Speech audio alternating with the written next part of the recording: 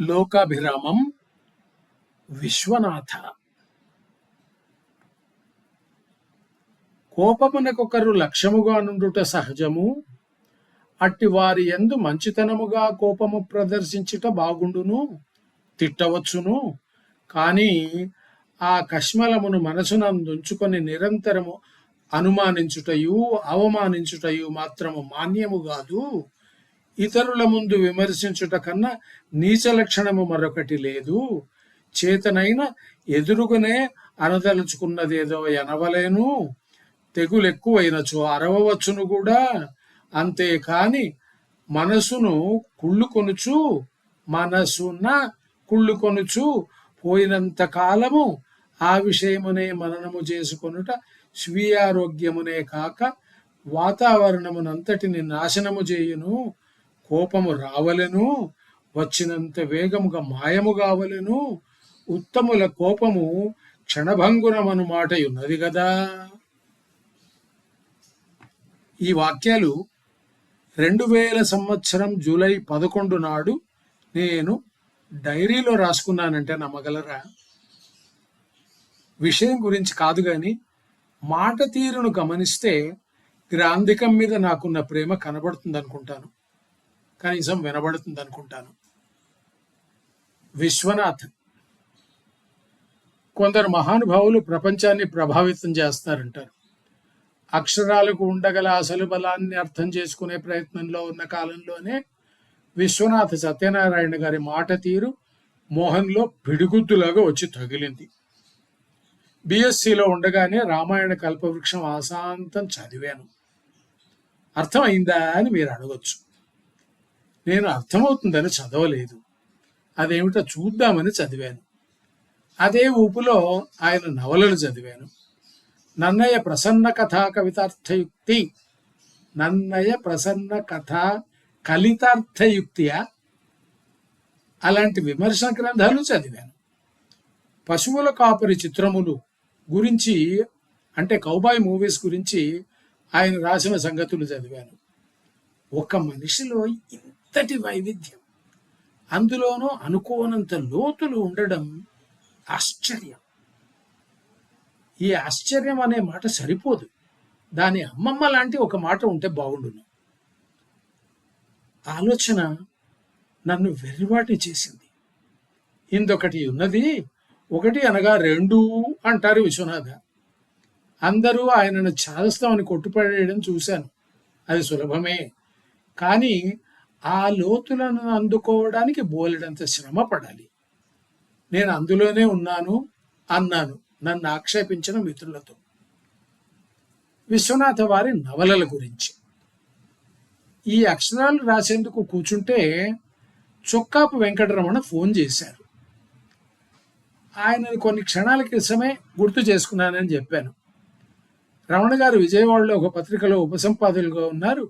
ఆ పత్రికలో విశ్వనాథ వారి నవల ఒకటి ధారావాహికగా వస్తున్నది, ఆయనను రాసి పంపిస్తారా మా అన్న. రమణ గారు వెళ్ళి డిక్టేషన్ తీసుకుని వచ్చి కంపోజ్ చేయించేవారట. ఈయన వెళ్ళి అరుగు మీద కూర్చుంటారు. ఆయన లోపల నుంచి వచ్చావా అంటారు. రాసుకో అని అక్కడి నుంచే వాక్యాలు చెబుతూ బయటికి వస్తారు. పోయిన వారం కథ ఇక్కడి వరకు వచ్చింది, ఎక్కడ ఆగిందని చెప్పవలసిన అవసరమే లేదు. పుస్తకం.com ఒక అక్కయ్య గారు విశ్వనాథ వారి గురించి రాసే ప్రయత్నం చేశారు. నవలల గురించి 4 మాటలు రాశారు. విశ్వనాథ వారి సాహిత్య సృష్టి సముద్రం వంటిది, అందులో నవల ఒక భాగం మాత్రమే. అది హిమాలయ పర్వత శ్రేణి కన్నా విస్తృతం. ఒక్కో వరుస నవలలను చదివితే ఒక ఆలోచనాక్రమం బయటపడుతుంది. కొండ సముద్రం కలగలిసి విరోధాభాసమా మరి. చరిత్ర నవలల గురించి కాశ్మీర నేపాళ రాజవంశాల గురించిన నవలలు ఎంత నవలలో అంతగానూ చరిత్ర పుస్తకాలు. ఇక పురాణ వైర గ్రంథమాల గురించి చెప్పనవసరమే లేదు. భారతదేశ చరిత్రను పడమటి వారు తమకు అనుకూలంగా రాయించారన్నది విశ్వనాథ వారి వాదం. అసలు చరిత్రను ఆయన చరిత్రగా గాక నవలలుగా రాయడంతో చిక్కు వచ్చి పడింది. చాలా మందే చదివారు గాని వాటి మీద జరగవలసినంత చర్చ జరగలేదు. విశ్వనాథ వారు సమకాలీన రాజకీయం మీద చెణుకులుగా వ్యాఖ్యలుగా రాసిన నవలలు ఎంతమందికి తలకెక్కినాయని నాకు ఒక అనుమానం. పులుల సత్యాగ్రహం, నందిగ్రామ రాజ్యం, ప్రళయనాయుడు లాంటివన్నీ చిన్న చిన్న నవలలు, కానీ వాటిలో వ్యాఖ్యలు ఎంత బలమైనవి. పులి మృగ్గు అని ఒక నవల. అవునండి, పులి ముగ్గు కాదు, మృగ్గు అని రాస్తారు ఆయన. ఇది ఫ్యాంటసీ అనే తరహా కిందికి వస్తుంది. ఇందులో ఒక మనిషి పులిగా మారుతుంటాడు. ఆ కథను కూడా తమదైన శైలిలో చెప్పడం వల్ల మామూలు నవలలు చదివే వారికి అది తలకెక్కలేదు. విశ్వనాథ వారి చిన్న కుమారుడు పవన్ శాస్త్రి నాకు మంచి మిత్రుడు. ఆయన ఈ నవలను ఒకప్పుడు మామూలు భాషలో రాసి ఒక వారపత్రికలో అచ్చేయించాడు. అయినా శంఖం మోగలేదు. దూరదర్శన్లో సీరియల్గా తీయడానికి పులిముగ్గు ఎంపికైంది అని సంతోషంగా చెప్పాడు ఒక రోజున. బోలెడు గ్రాఫిక్స్, గందరగోళం అవసరం అవుతాయి. తెలుగు టీవీ ఇంకా అంత ఎత్తుకు చేరలేదు, ఏమనుకోకండి, మీ ఆశయం నెరవేరదు అన్నాను. అన్నంత అయింది. పోనీ మనం వేరే ప్రయత్నం చేద్దాం, ఏ నవలైతే బాగుంటుంది చెప్పండి అని మరో రోజు అడిగాడు ఆయన. ఒక నవల పేరు వెంటనే చెప్పాను. రాజకీయం, కుట్రలు, గూఢచారులు మొదలైన మసాలా ఇంతకన్నా బలంగా ఉన్న నవల నాకు తెలిసి మరోటి లేదు. భలే, మీరు నాన్నగారి రచనలను మరీ లోతుగా పరిశీలించారండి అని మురిసిపోయాడు పాపం పావని. సాహిత్యం, సైన్సు సంబంధాల గురించి నేను ఏదో పత్రికలో ఒక వ్యాసం రాశాను. అందులో విశ్వనాథ నవలలోని కొన్ని అంశాలను ఉదాహరించాను. ఆయన ఒకానొక నవలలో, బహుశా దమయంతి స్వయంవరం అనుకుంటాను, నీటిపారుదల, ఆనకట్టల గురించి ఒక చోట రాసిన అంశాలు ఆశ్చర్యకరంగా ఉన్నాయి. నది కన్నా ఎక్కువ ఎత్తులో ఉండే మైదాన ప్రాంతానికి నీరు అందించడం గురించి ఆయన వివరించిన తీరు అద్భుతంగా ఉంటుంది. అదే సంగతి నా వ్యాసంలో రాశాను. పావనితో ఆ తర్వాత ఎప్పుడో మాట్లాడుతున్నప్పుడు అతను గతంలోకి వెళ్ళిపోయి తండ్రి గారు, నీటిపారుదల నిపుణులు మిత్రులు కేఎల్ రావు గారితో జరిపిన చర్చల గురించి చెప్పసాగాడు.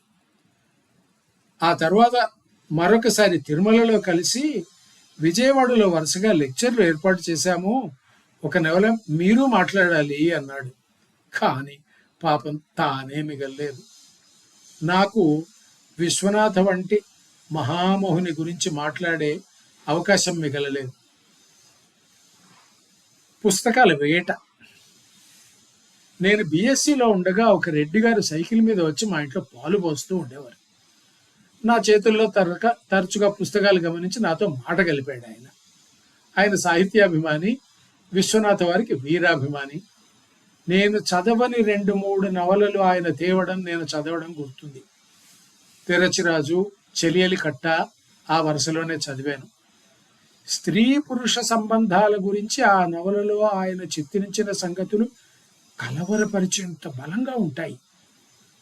తిరచిరాజు చదివి నేను విహ్వలుడనై ఏడ్చాను. వారం రోజులు తిండి మరిచి ఆలోచించాను. అట్లాంటి పుస్తకాలను వెతికైనా సరే తెచ్చి చదవాలి. విశ్వనాథ వారికి ఉన్న చోటే పుస్తకం రాయడం, అక్కడే అచ్చయించడం అలవాటు. కరీంనగర్లో ఉండగా మ్రోయు తుమ్మెద, సముద్రపు దిబ్బ నవలలను అక్కడ చింతల నరసింహులు అండ్ సన్స్ అనే సంస్థ ఉండేది, వారు అచ్చువేశారు. వారు పుస్తకాలను అమ్మే ప్రయత్నం మాత్రం అంతగా చేసినట్టు లేదు. వెతకగా వాళ్ళ స్టేషనరీ పుస్తకాల దుకాణం హన్మకొండలో ఉందని తెలిసింది. పని కట్టుకుని అక్కడికి వెళ్ళి అడిగాను. విన్న పెద్ద మనిషి ముందు ఆశ్చర్యంగా నా వైపు చూశాడు. ఉన్నాయి అని లోపల నుంచి 2 పుస్తకాలు తెచ్చిచ్చాడు. మ్రోయి తుమ్మెద ప్రపంచమంతా అన్ని భాషలలోనూ చదవవలసిన నవల. దాని గురించి చెప్పుకోవడానికి చాలా ఉంది. సంగీతము, నాదోపాసన, కరీంనగర్లోని ఒక సంగీతకారుడు అందులోని విషయం. అంత వెతికి తెచ్చుకున్న నా పుస్తకాన్ని ఎవరో తీసుకుపోయారు, తిరిగి ఇవ్వలేదు. ఈ మాట చెబితే పుస్తక మిత్రులు రామడుగు రాధాకృష్ణమూర్తి నాకు ఒక జిరాక్స్ ప్రతి చేసి తెచ్చి ఇచ్చారు. అది కూడా ఉందో లేదో చూడాలి.